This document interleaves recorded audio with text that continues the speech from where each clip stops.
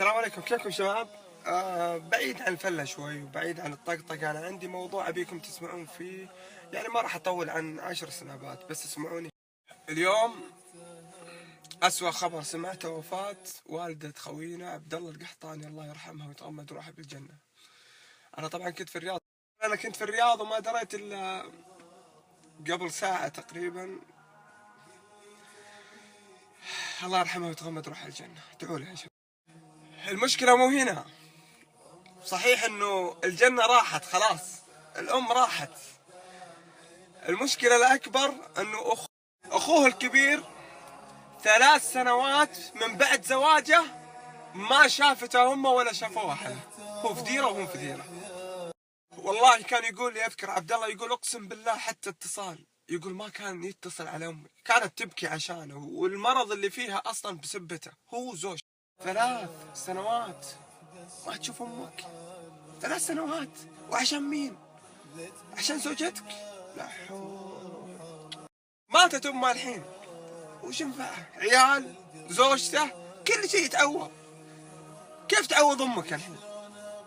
كيف ترجع للرسول صلى الله عليه وسلم يقول امك ثم امك ثم امك، الجنه تحت اقدام امك، وانت لاهي مع زوجتك ومع عيال.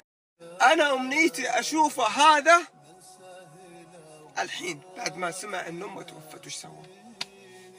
بينفع انه يبكي الحين؟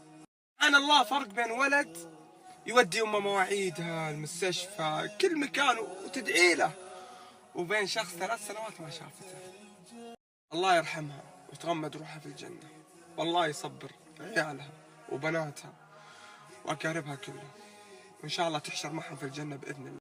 والله العظيم يا عيال، يوم اكلمه عزيه اول كلمة يقول لي امي راحت يا وليد. انت امك موجود، انت اللي تشوفني الحين، هذا شيء بسيط الحين صاير قدامك، خلاص انسان فقد امه. انت وش وضعك؟ انت اذا نمت في الليل هل انت متاكد انك تنام امك راضيه عليك؟ ارجع حاسب نفسك دام امك موجوده.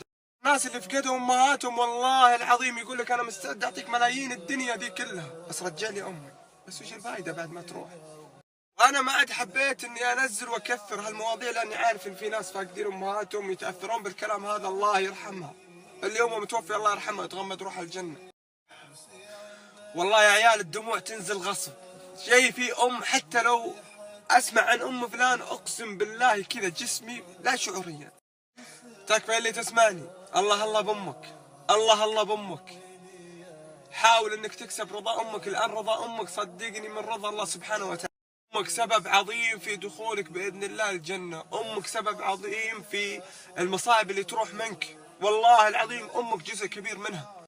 تعرف احد فاقد امه راح امسكه وتكلم انت وياه، اقسم بالله كل الكلام بتشوفه يبكي ويقول لك امنيتي امي ترجع لاخدمها طول عمري. تحس ان امك انت زعلتها في شيء، الحين ترجع لامك يا اخي.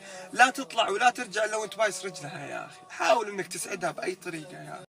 حاول ان طلوعك مع اخوانك، طلوعك مع العالم، هذه كلها ترى تتعوض الاشياء هذه. اهم من الاشياء ذي امك.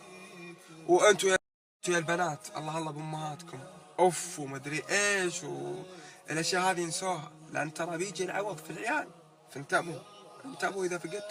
انا اخوي عبد الله يعني ما شاء الله عليه، والله العظيم يا شباب من اكثر سناباته يتكلم عن الام. يا اخي انا حبيت الولد ذا من حبه لامه. يا شباب ما انسى اخوي وليد علي، قبل اسبوع تقريبا توفت امه، الله يرحمها ويتغمد روحها الجنه ويرحم جميع امهات المسلمين، امين يا رب. والله العظيم أسوأ يوم يمر علي هذا اليوم، لكن احنا مع الدعاء وكلنا بنموت. الله يصبرك يا عبد الله، والله يرحم امك ان شاء الله. الله الله بامك، امك ثم امك ثم امك. اللي امه موجوده الله يطول بعمره، واللي امه مريضه الله يشفيها، واللي امه متوفيه الله يرحمها. معلش طولت عليكم اليوم، صلوا على رسول الله، اشوفكم على خير.